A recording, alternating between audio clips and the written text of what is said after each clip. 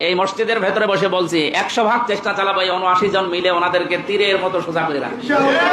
যদি এদিক ওদিক করে আমরা চেপে ধরবো ইনশাল্লাহ, সে সংসদে হোক আর সংসদের বাইরে হোক। তা আমরা মধ্যম পন্থা অবলম্বন করবো। এটা হচ্ছে আল্লাহর জন্য সাক্ষী হওয়ার একটা নিয়ম। 2 নম্বরে এই যে তাকওয়া অর্জন করার জন্য ন্যায় বিচার কায়েম করা দরকার। এটা ব্যক্তি, পরিবার, সমাজ এবং রাষ্ট্রের সব জায়গায় এই ন্যায় বিচার যদি আমরা কায়েম করতে পারি, রমজানের দ্বারা যে তাকওয়া অর্জন করার জন্য তাকিদ দেওয়া হয়েছে সেটা এবার বাংলাদেশে কায়েম হবে। আমাদের কাছে দল বেদল, ধর্ম অধর্ম না, মানুষ হলেই তার প্রতি আমার নিজের দল যা করেছে, অন্যের দল যা করেছে, আমি ওইটা হিসাব করে দেখবো এটা বৈধ কিনা। চাঁদাবাজি আমার দলের লোক করলে অসুবিধা নেই, অন্য দলের লোক করলে ধরা লাগবে না, এটা ন্যায় বিচার না। আমি এমপি শুধুমাত্র 1,83,000 ভোট পেয়েছি এদেরই না, আমার 4.5 লাখ ভোট সবার জন্য আমি এমপি। আমি সবাইকে আমার নিজের আপন ভাইয়ের মতো মনে করি, আপন বোনের মতো মনে করি। ইনশাল্লাহ আগামীর 5টা বছর যেন সঠিকভাবে ইখলাসের সাথে সুন্দর নিয়মে, কিছু কিছু নিয়ম তো জানতাম না, সবগুলো এখন শিখতেছি। সংবিধান এবং কার্যপ্রণালী মন্ত্রণালয়ের কি কি কাজ সব আমাদেরকে টেনিয়ে জানিয়েছে, বই দিয়েছে। এগুলো পড়ার মাধ্যমে, যেহেতু এখন সরকারি দলের নেই, বিরোধীতে আছি, সরকারি এবং বিরোধী দলের এমপির জন্য বরাদ্দ সমান সমান, কিন্তু লাইন ঘাট করে কিছু কিছু জিনিস একটু বেশি করা যায়। আমি চেষ্টা চালাবো আমার এই ফেস ভ্যালুটা কাজে লাগিয়ে আপনাদের জন্য কিছু করার, কারণ আমার তো আর লাগবে না, আমার যা আছে আছে চলে যাবে। আমার এই ফেসটা যেহেতু আল্লাহ একটা আলাদা ভাবে বানিয়েছে, আলাদা না, এটা এটা দেখলে অনেকেই আছে না, ঠিক আছে। এটার জন্য আমরা বিভিন্ন জায়গায় এটা কাজে লাগিয়ে আপনাদের পেছনে আমরা এই শ্রমগুলো সামনে দিতে চাই। এই আজটার আরো বেশি শিক্ষা, আমি আরো 3-4টা শিক্ষা নোট করেছিলাম, আগামীতে যদি চেষ্টা করি আসবো এলাকায়, তখন বলবো ইনশাল্লাহ।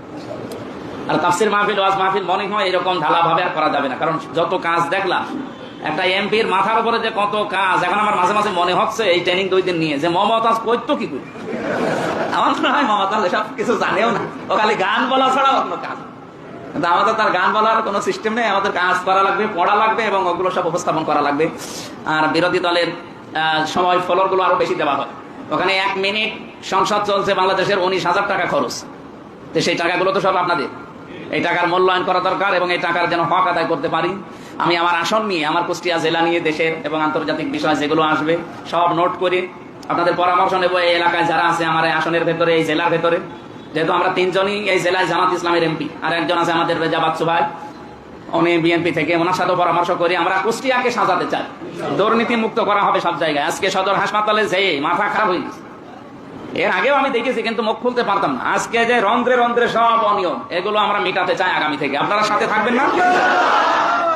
এরপরে ইঞ্জিনিয়ার জাকির হোসেন সরকার ভাই, উনি আমাকে একটা আহ্বান জানিয়েছে যে এই যে বালির ট্রাকগুলোতে বালি পড়তে থাকে, ড্রাম ট্রাকের, এইটার বিষয়ে আমি যারা দায়িত্বে আছে বা এই সংক্রান্ত যারা বিষয়গুলোতে পালন করে, তাদের সাথে বসে এটা কি করে বালি একটু কম নিয়ে পানি ছিটিয়ে যেন না পড়ে, শহরটা যেন পরিষ্কার থাকে, এটার উদ্যোগ নিচ্ছি। আমি কালকে শনি রবিবার ডিসির সাথে বসবো, এসপির সাথে, এগুলোর বিষয়ে কথা বলবো। যা আছে সময়, যেহেতু মাহফিল নেই আর ওনারা করতেও দেবেন না, সুতরাং এই সময়টা আমরা কাজে লাগাবো, কিন্তু সাথে থাকা লাগবে, ডাক দিলেই চলে আসবে।